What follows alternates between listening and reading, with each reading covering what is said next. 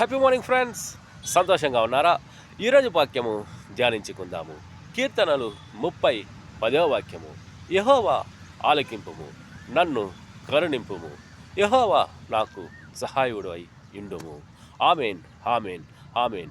అవును, క్రీస్తునందు ప్రియమైన వారులారా, ఈ ఉదయకాలమందు యేసు ప్రభుల ఎదుట మనము మోకరించినట్లయితే, మనము చేసిన తప్పులను, మనము చేసిన అతిక్రమములను ఆయన ఎదుట ఒప్పుకున్నట్లయితే, యేసు ప్రభుల వారు మనము చేసిన తప్పులు, మనము చేసిన అతిక్రమములను క్షమించే దేవుడై ఉంటున్నాడు.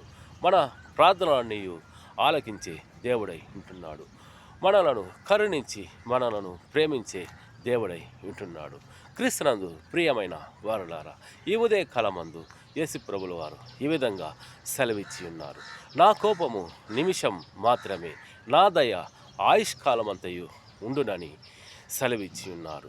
అవును, క్రీస్తునందు ప్రియమైన వారులారా, ఈ లోకములో మనము నీతిమంతులుగా ఉన్నట్లయితే యేసు ప్రభుల వారు మనకు సహాయము చేసే దేవుడై ఉంటున్నాడు.